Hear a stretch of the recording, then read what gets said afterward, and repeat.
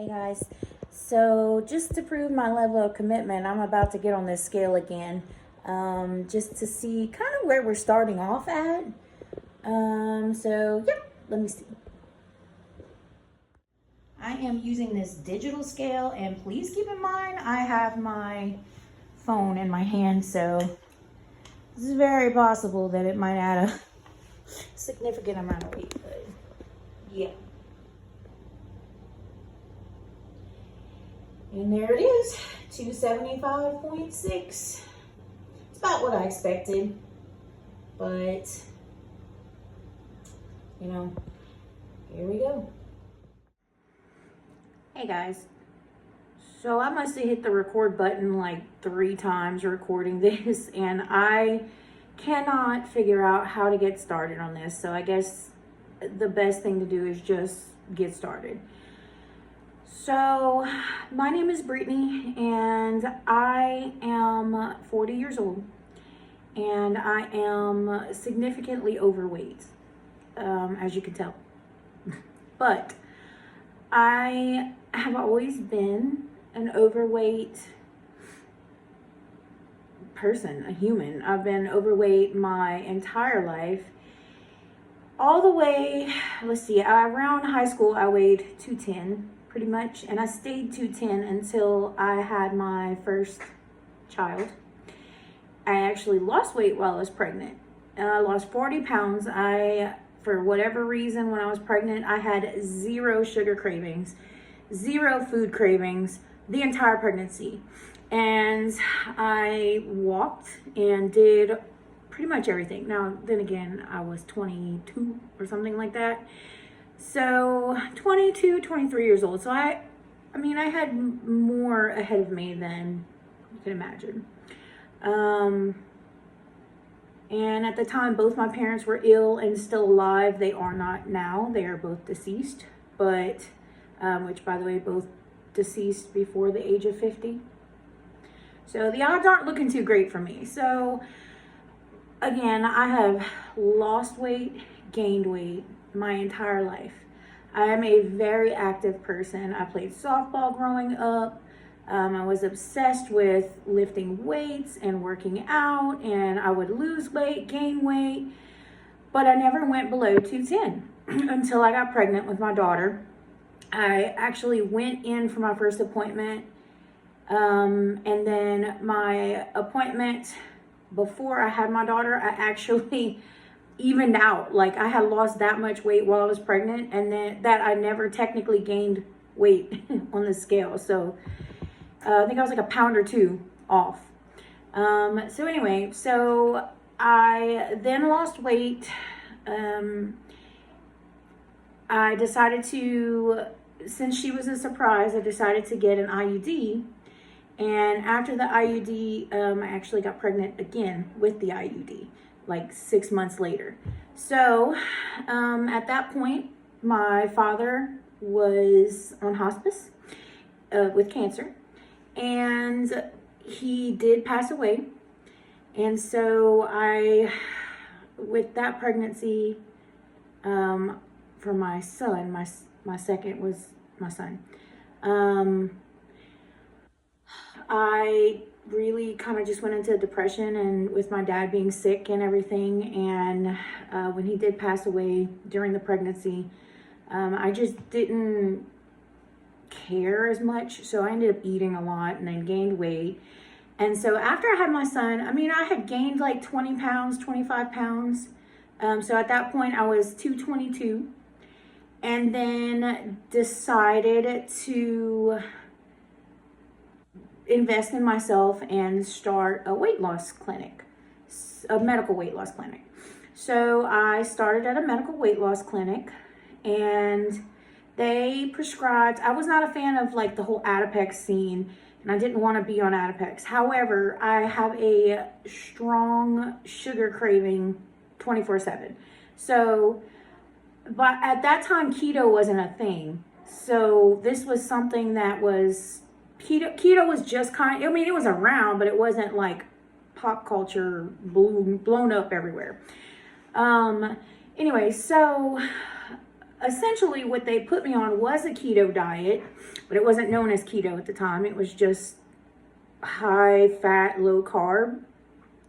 So, and they prescribed me a pill that helped reduce the cravings. So along with that pill, and I do not remember the name of it, I would have to go get it, but I did take it, and aside with that, I also did the keto, essentially, and I lost, within 8 months, I lost like 86 pounds. And so I went from being a size 20 to a size 5.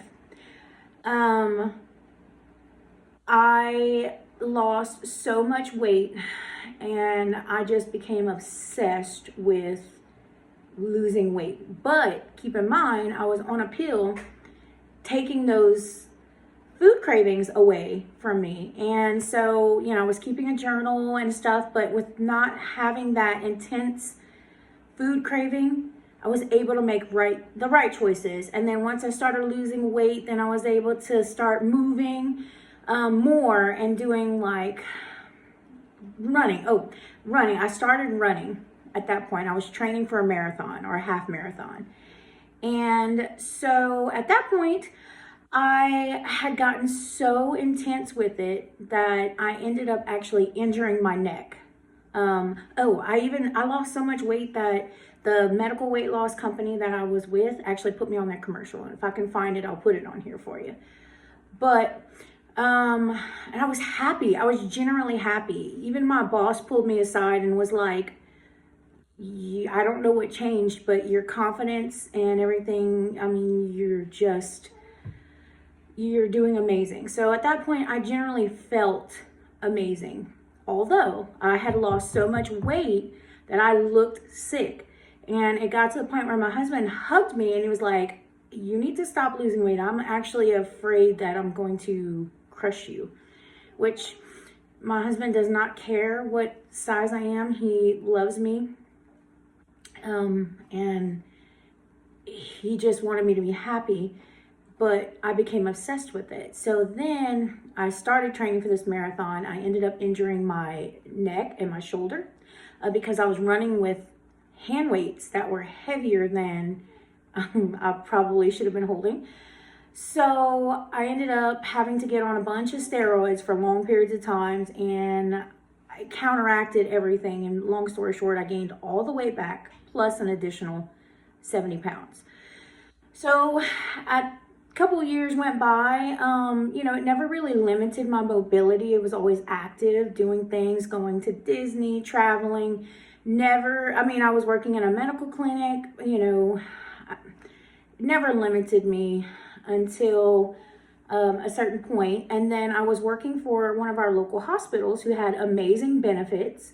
And at that point, they had offered gastric sleeve surgeries. So I decided to do gastric sleeve surgery. Now, keep in mind, I was 276 pounds or something like that at my highest then.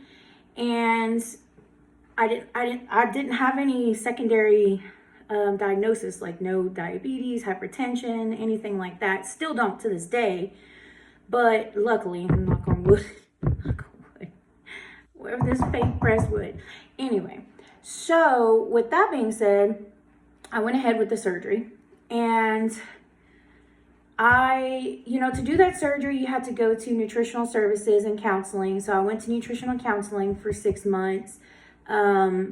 I did the support groups and all that stuff. And I followed the diet because they gave you a big binder and you had to follow this binder. So I did this diet and I followed it to the T. And they make sure it's very crucial that you follow it, because if you don't and you eat something you're not supposed to after surgery, you risk your new pouch being ruptured and you could basically go sepsis. I mean, your stomach will leak into your bloodstream and it would kill you. So it's very important. So with that being said, I stuck to the diet. Within the first year after the surgery, the most weight I lost was probably 40 pounds. I really didn't lose that much. So As you can imagine, I had the scars and still have the scars. And I'll put a picture of it right there. But as you can imagine, a year going by and I felt better, but still, still in the 200s.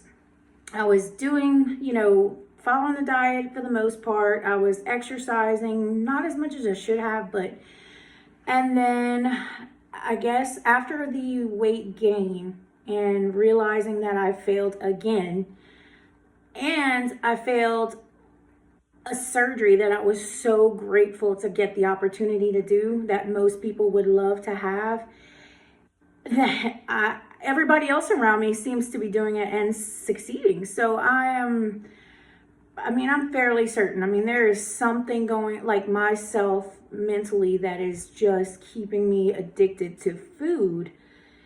So within that time frame, and I gained all my weight back from the surgery plus more. So as of today, I weighed 275 today.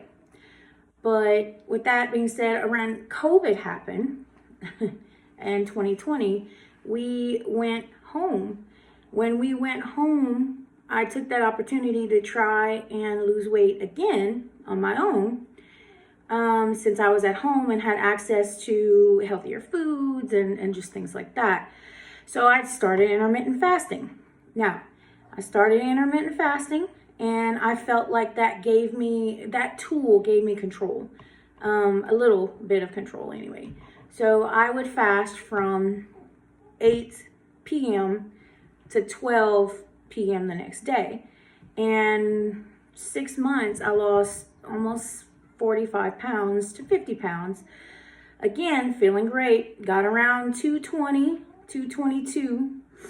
And I ended up having some female issues and I ended up having to have surgery. And after I had surgery, I got off the bandwagon again and gained all that weight back and more. So with that being said, I am tired. I am tired of trying and I'm just discouraged and just really disappointed in myself. So recently, my son's highly involved in his school band, and I was very active in it. But recently, this year, I tried volunteering for concession stands and stuff to help, and I could not withstand that amount of time on my knees, and I gave up. So, all of that rambling, brief explanation to say that I failed and failed again, and I'm at a loss. I really didn't know what else to do at this point. I have tried on my own several times. I've even had surgery, still failing. I've had all my hormones checked. I've had all my labs checked. I stay on top of that, and I don't know. So with that being said, I decided that I cannot be the only one out there that is having this problem. I am happy for everybody who's succeeding, but I am not. I am not succeeding. And what I'm about to share seems to be real taboo right now because it's frowned upon. But if you've been in my place and you've failed so many times, even surgery, what left? And I'm 40 years old and I really want to take my life and just live it to the fullest and be there for my children and be involved in their lives. I have to put my pride and humiliation aside. With that being said, I picked up yesterday my very first round of, you guessed it, injections. So there's a lot of stuff going on about, it's the easy way out. it's bad for you, it's gonna do worse. I am working closely with my primary care doctor, and she and I both agree, you know, it's gotten to the point where I don't even want to get out of my house, and I don't want to, you know, I don't want to leave my house. I work from home, so that makes it really hard, but I stopped caring. I stopped, you know, buying myself clothes. I stopped doing things that make me happy. It's to the point where I don't even know what makes me happy anymore, aside from my husband and my children. But I need to be there for them, and they need the better version of me. So if that means that I have to make a commitment to a lifelong thing, then I may have to try it. So with that being said, I figured I would take you guys along on my journey, and maybe hopefully provide some hope. I don't even know if I'll succeed, but at this point, what do I have to lose? Besides my life, I have given it everything that I can, and I need to do this for my family. And like I said before, I know we don't know when our time is up here on this earth, but considering both my parents died before the age of 50, if not at 50 or 51, I look at it like this: I'm about to be 41, and that has really sparked an internal countdown on my end. So, and it was an eye-opener. And if I only have a little time left, I want to spend it doing lifetime memorable things with my kids and my family. And I also want to inspire somebody. So if anything, my humiliation and my humble feeling that I have right now may help you. Hopefully, that's my goal. But anyway, so the injection that I will be starting is the generic version, because let's face it, most insurances don't cover the big name brands like Mounjaro and stuff like that. So I am going to be taking my first injection today. So I'm a medical assistant, and I can give shots all day long to my husband, which I do. He is testosterone shots. And I can give shots and do IVs and things like that. But when it comes to giving myself an injection, I don't know if that's possible. So I will ask my sister to come give it to me, because she is a medical assistant as well. But I am going to be doing the generic version, the semaglutide pyridoxine injection. It's a compounded one at a local pharmacy here. But please guys, I was really paranoid about putting this out on the internet, but I feel like there's so much out there right now helping people younger and with social media. And I'm not a 10. I'm not a 10. I'm not a 10. I'm very socially awkward. I talk a hell of a lot. I talk a hell of a lot. I'm just going to say that right now. And I'm not your normal average person. And I tried for so long to be, but I just need to be true to myself. So with that being said, please be nice in the comments. I really was terrified to post this. So anyway, so let's do this together. And I will post my first injection this afternoon, and we'll go from there. So if you made it this far, I appreciate you, and please stick around to see if I succeed, if anything, to help encourage me succeed, because this mama is tired. So anyway, let's do this together, and I will see you shortly. Bye.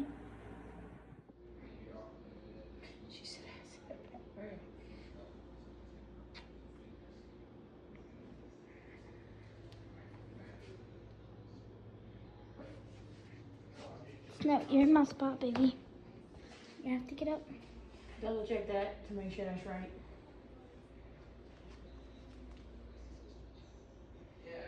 Mm-hmm.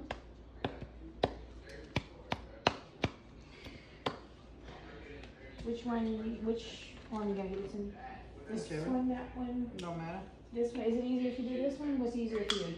It don't matter, because I mean, I'm just gonna poke and push. 'Cause it's okay. Whatever one you want. Whatever's ready for you.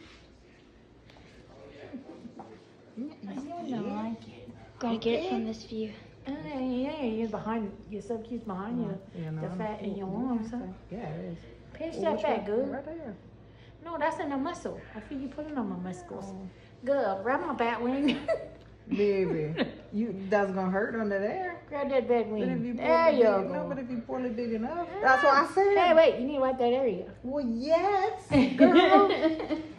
Yeah, actually, if you stay like, if you put your arm down, Okay, I'm gonna come back. yeah. Yeah, calm down. Do you? Is it easier if I turn to the side? Don't move.